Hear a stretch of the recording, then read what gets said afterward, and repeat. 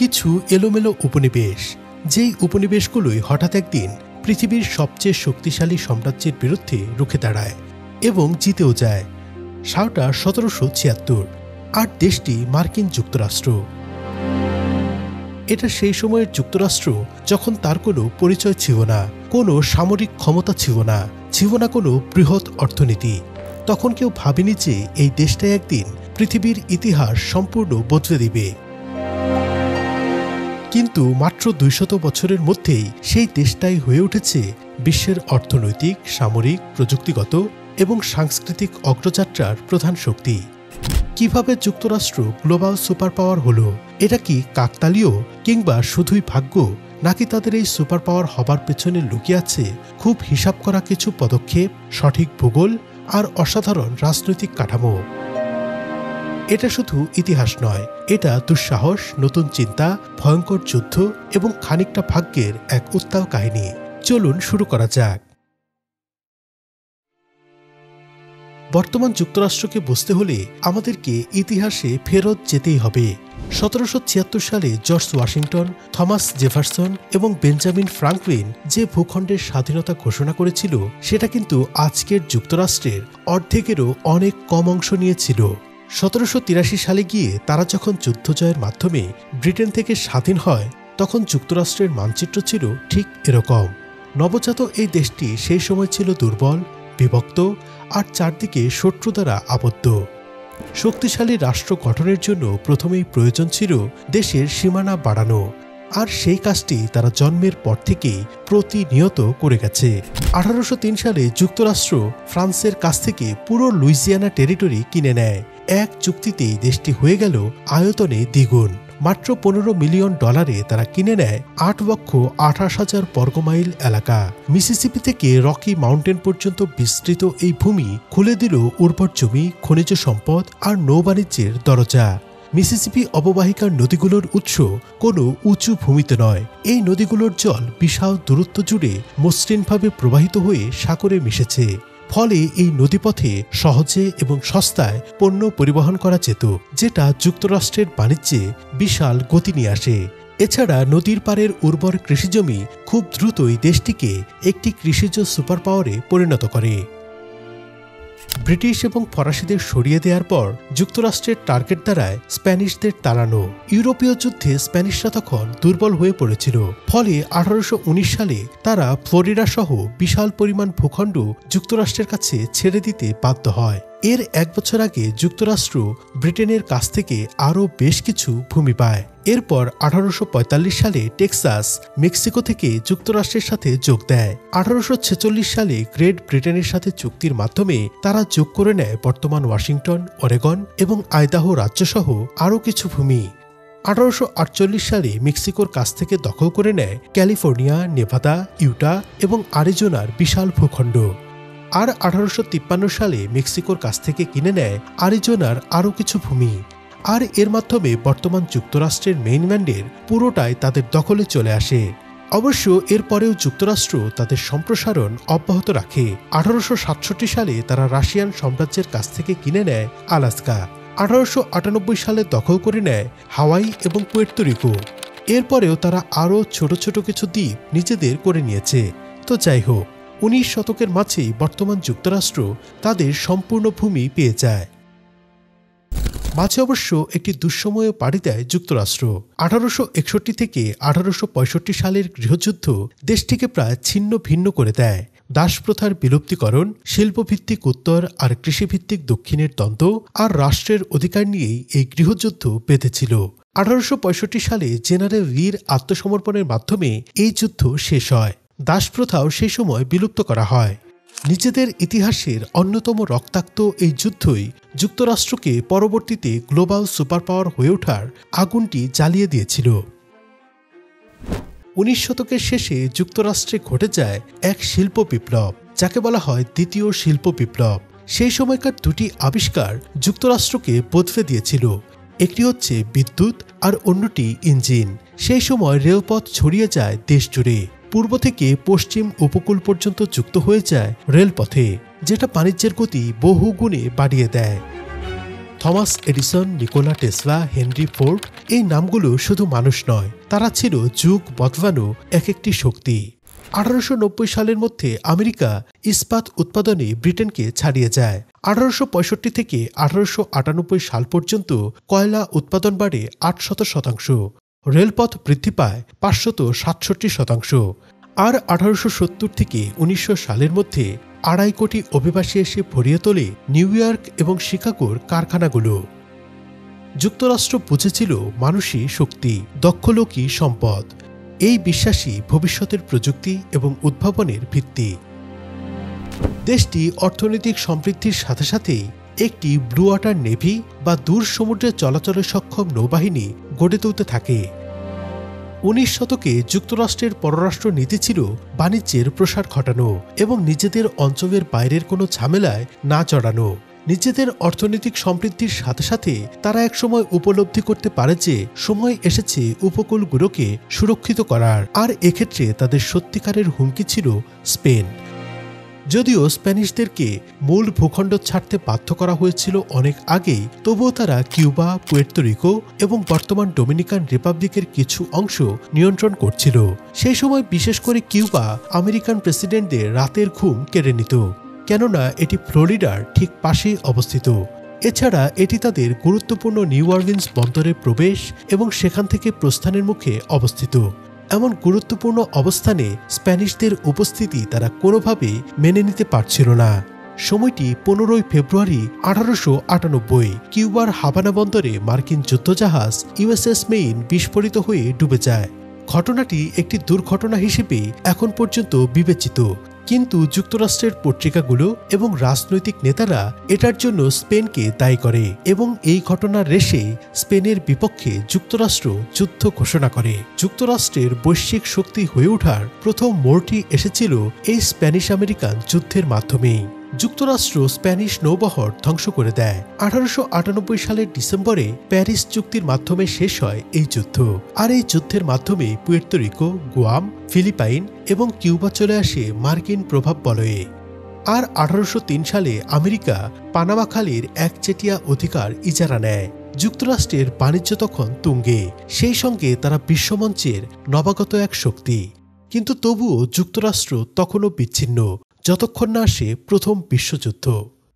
1914 সালে প্রথম বিশ্বযুদ্ধ শুরু হলেও যুক্তরাষ্ট্র নিরপেক্ষ ভূমিকা পালন করে, কিন্তু জার্মান সাবমেরিন হামলা আর 1917 সালে মেক্সিকোকে জার্মান জোটে টানার চেষ্টা করলে যুক্তরাষ্ট্র এই যুদ্ধে সরাসরি যোগ দেয়। প্রায় 20 লক্ষ মার্কিন সৈন্য ইউরোপে মোতায়েন করা হয়, যেটা যুদ্ধের মোড় ঘুরিয়ে দেয়। 1918 সালের নভেম্বরে শেষ হয় এই যুদ্ধ। যুদ্ধ শেষে মার্কিন প্রেসিডেন্ট উইলসনের 14 পয়েন্টস বিশ্বশান্তির পথ দেখালেও মার্কিনিরা আবারও ফিরে যায় বিচ্ছিন্নতায়। 1929 সালে যুক্তরাষ্ট্রে শুরু হয় গ্রেট ডিপ্রেশন। তবে 1939 সাল নাগাদ তাদের অর্থনীতি আবারও ঘুরে দাঁড়ায়, আর মাঝের এই সময়টাতে যুক্তরাষ্ট্র বহির্বিশ্বের ঝামেলা এড়িয়ে চলে। কিন্তু দ্বিতীয় বিশ্বযুদ্ধ সবকিছু বদলে দেয়। 1939 সালে এই যুদ্ধ শুরু হলেও যুক্তরাষ্ট্র প্রথমে নিরপেক্ষই থাকে, কিন্তু 1941 সালের 7 ডিসেম্বর জাপান যুক্তরাষ্ট্রের প্রশান্ত মহাসাগরীয় দ্বীপ পার্ল হারবারে আক্রমণ করে বসে। এতে যুক্তরাষ্ট্রের প্রায় 2500 মানুষ নিহত হয় এবং তাদের অনেকগুলো যুদ্ধজাহাজ ধ্বংস হয়ে যায়। এই হামলায় যেন ঘুমন্ত দৈত্যকে জাগিয়ে তোলে। যুক্তরাষ্ট্র যোগ দেয় এই যুদ্ধে। তারা উৎপাদন করতে শুরু করে প্রায় 1 লক্ষ ট্যাঙ্ক, 3 লক্ষ যুদ্ধবিমান এবং প্রায় 34 লক্ষ যুদ্ধযান। এমন উৎপাদন শক্তি ইতিহাসে আর কোনো দেশ কখনো দেখেনি। এছাড়া সেই সময় যুক্তরাষ্ট্রের 1,60,00,000 মানুষ যোগ দেয় সামরিক বাহিনীতে। যুক্তরাষ্ট্র তাদের বিশাল সামরিক শক্তি সারা বিশ্বে ছড়িয়ে দেয় এবং পরিস্থিতি নিজেদের নিয়ন্ত্রণে রাখার জন্য যুদ্ধ শেষ হলেও তারা আর আগেরবারের মতো ঘরে ফিরে যায়নি। এর মাঝে 1945 সালের আগস্টে তারা জাপানের হিরোশিমা এবং নাগাসাকিতে পরমাণু বোমা ফেলে পৃথিবীকে নিয়ে যায় নতুন এক যুগে, যার নাম পরমাণুর যুগ।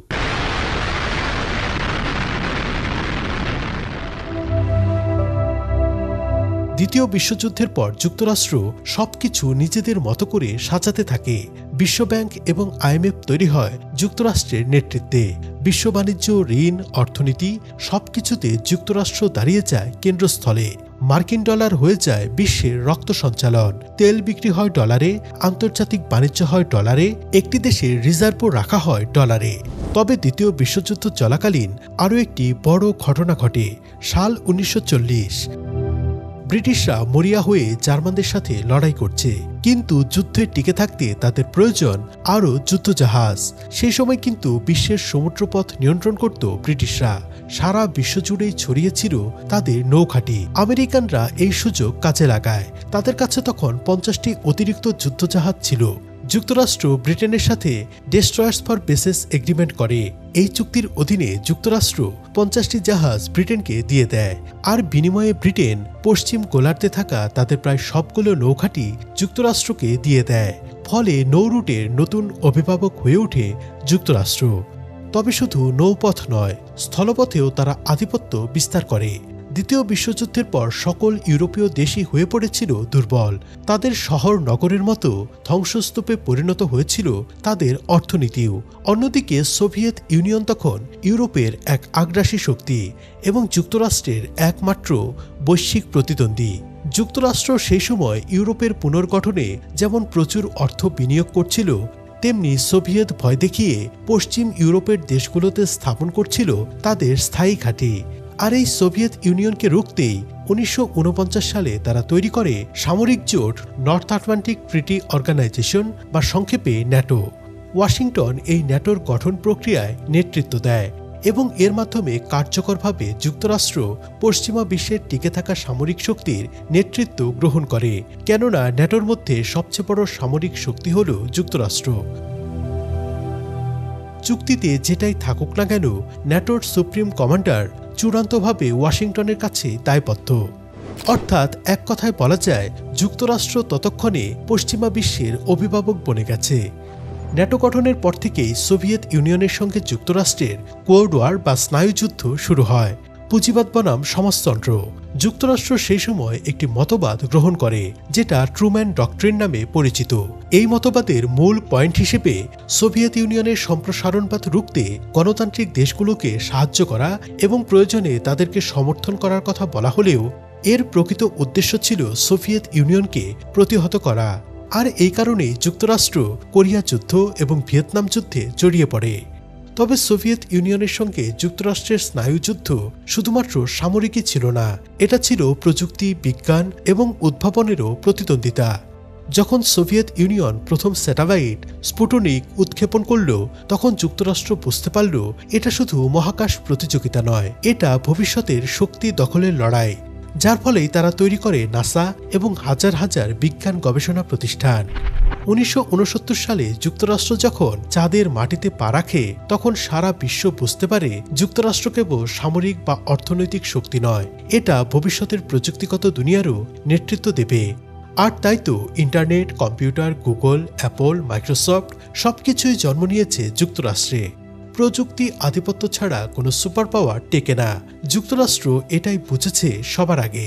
তবে যুক্তরাষ্ট্র ন্যাটো গঠন করে শুধুমাত্র আটলান্টিক এবং ভূমধ্যসাগরে তাদের আধিপত্য বিস্তার করেনি।